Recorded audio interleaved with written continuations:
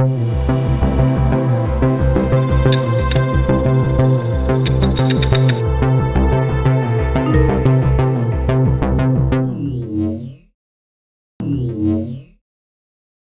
year I'm teaching Introduction to Welding, and I also teach Welding 2 and Precision Metal Manufacturing. The precision kids usually deal with the designing with the computer, metal cutouts and stuff like that.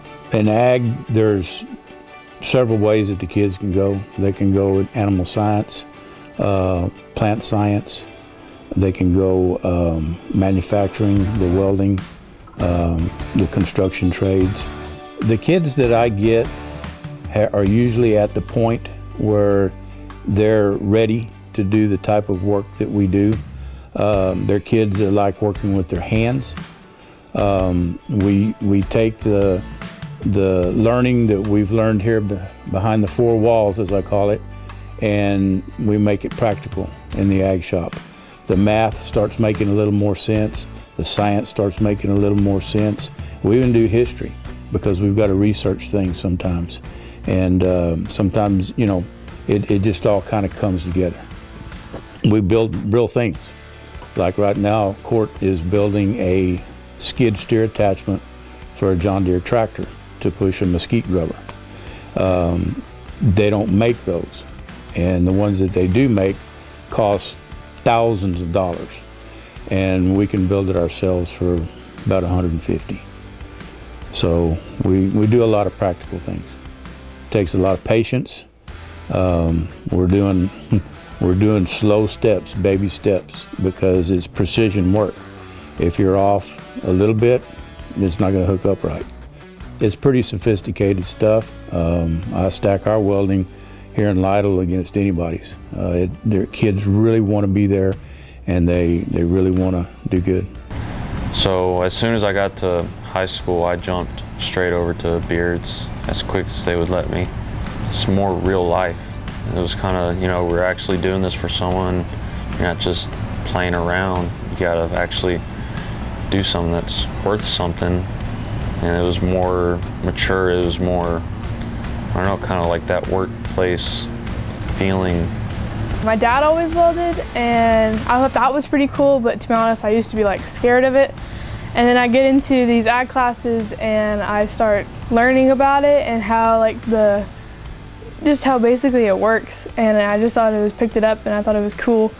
So after learning the basics and then I actually got in there and like tried it, I mean, it gets frustrating because you don't understand it right away. And like things stick to the metal and then you gotta break it off, or if it pops and then you get like, whoa, you catch on fire. Those are all scary things, but once you get the hang of it, it's pretty interesting. It actually makes you want to go to school to finish something.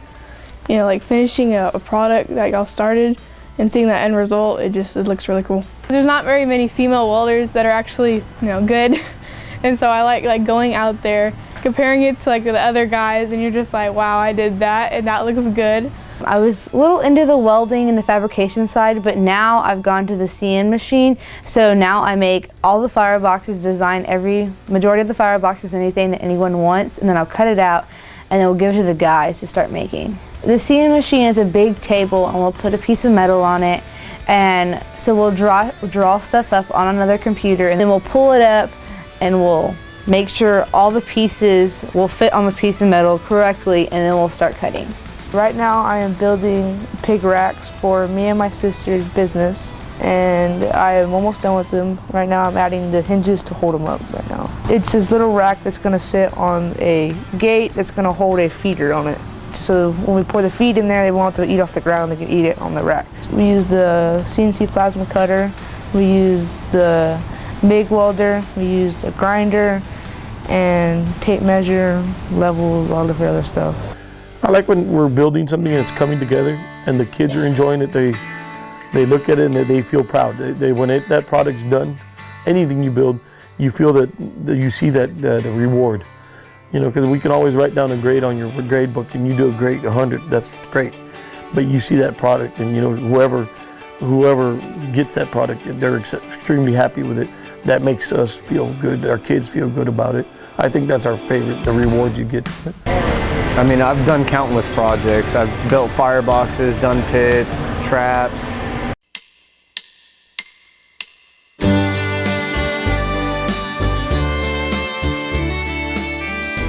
I have beginning intro to welding. I have an equine science. I have livestock production and lab. Every class is different. Like my equine, we'll go over the book, we'll learn body parts, and then I'll bring in my horses. And we get to deal around with a horse. We can pinpoint on a live animal. I've had my kids ride the horses. We'll feed them in the morning. I'll teach them how to saddle, go over our gear, things like that. Our livestock production.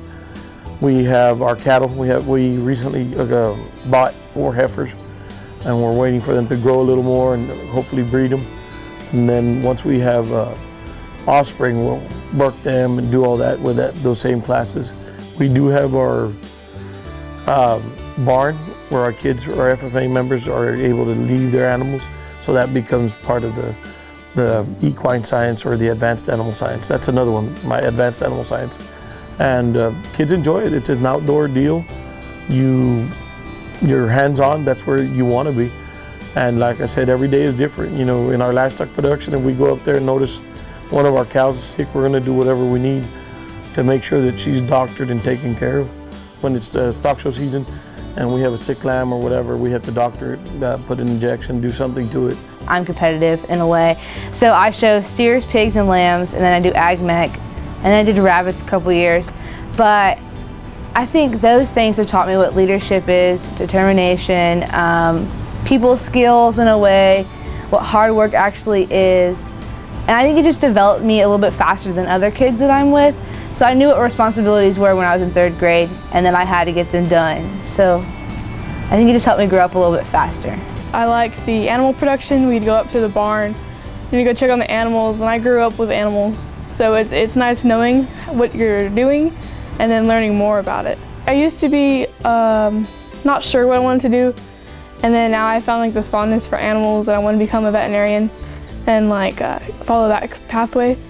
But I couldn't do that without ag, because you actually go through and you learn what you're gonna have to do, and it just helps you get ready for that, know what you want. We own a farm here in Lytle. We sell hay, we do other stuff, cattle, a bunch of bits and bobs. Here at the school, I do show steers for the school.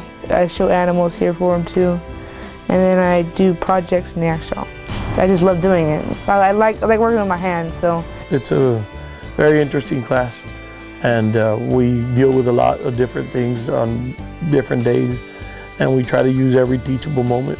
Here at our school, our kids are getting a 30-hour OSHA training, which is the best, the most important training or certification that kids going into the manufacturing, agricultural world, welding, whatever, that is something that really stands out on an application to an employer. Probably the thing that's helped me the most is how to properly use a cutting torch. Mostly just to keep it from blowing up, really.